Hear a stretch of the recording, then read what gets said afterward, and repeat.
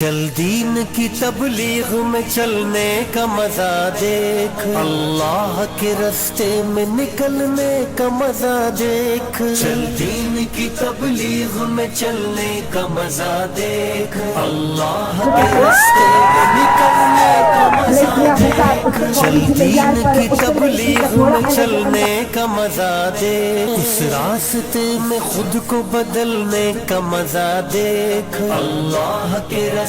میں نکلنے کا مزہ دیکھ۔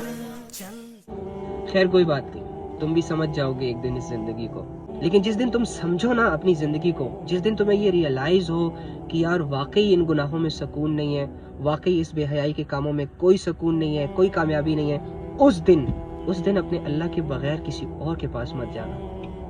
تمہارے لیے ایک آیت اللہ رب العزت نے آج سے 1400 سال پہلے اتار دی، قُلْ يَا عِبَادِيَ الَّذِينَ أَسْرَفُوا عَلَىٰ أَنفُسِهِمْ لَا تَقْنَطُوا مِن رَحْمَتِ اللَّهِ۔ کہ نبی میرے ان بندوں سے جا کر کہو کہ جنہوں نے اپنی جان پر ظلم کیا، گناہ کیے، بے حیائی کے کاموں کے مرتکب ہوئے، زنا کیا، چوریاں کی، ڈاکے ڈالے، حق مارے، لوگوں کو گالیاں دی، لڑائی کیے، فساد مچایا، گندی گندی ویڈیوز دیکھی، پتہ نہیں کیا سے کیا گن میں منہ مار لیا، اور یہ سب کر کے واقعی ایک انسان صرف اپنی جان پر ظلم کرتا ہے، اپنے سکون کو تباہ کرتا ہے، اپنی سوچ کو گندا کرتا ہے، اپنے آپ کو ایک آزمائشوں کے نام کر دیتا ہے، اور ان سے یہ کہنا کہ اللہ کی رحمت سے مایوس مت ہو جانا، ایسی سوچ کا شکار مت ہو جانا کہ یار اللہ معاف ہی نہیں کرے گا، کیا فائدہ توبہ کرنے کا، میں نے تو پھر سے 2 دن بعد وہی گناہ کر لینا ہے، کیا فائدہ یہ کرنے کا، کیا فائدہ وہ کرنے کا، کنفیوز نہیں، کنفیوز مت ہونا،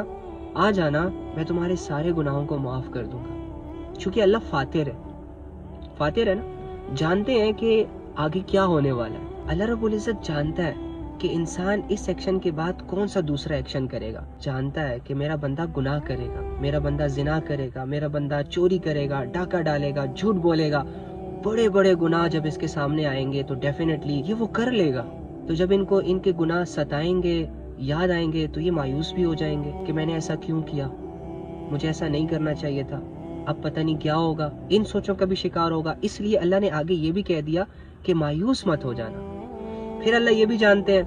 کہ انسان یہ بھی سوچے گا کہ پتہ نہیں اللہ گناہ معاف کرے گا بھی کہ نہیں، کیونکہ میں نے تو 20 سال گناہ کیے، اور پتہ نہیں اللہ رب العزت اس گناہ کو معاف کریں گے بھی کہ نہیں، کیونکہ اس گناہ پر تو اللہ نے بہت بڑا عذاب دینے کا کہا ہے، پتہ نہیں یہ ہوگا، پتہ نہیں وہ ہوگا، تو اللہ نے آگے ان کو بھی تھوڑا مطمئن کیا کہ نہیں،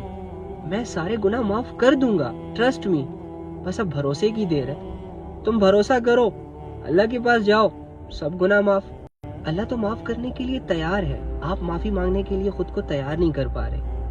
آپ نے اپنے ذہنوں کو، اپنے دلوں کو الجھن کا شکار بنایا ہوا ہے، اس الجھن سے نکلیں، آنکھیں بند کر کے نہ چاہتے ہوئے اللہ سے صرف اتنا کہہ دیں کہ اللہ معاف کر دے، یہ گناہ کیے ہیں، یہ لے اللہ تیرے سامنے رکھ رہا ہوں، انہی گناہوں کا آپ مجھ سے پوچھیں گے، اے اللہ زندگی میں ان سے توبہ کرتا ہوں، دوبارہ نہیں کروں گا، لیکن اللہ یہ بھی جانتے ہیں کہ تم لوگ پھر کرو گے، پھر بھی اللہ معاف کرے گا،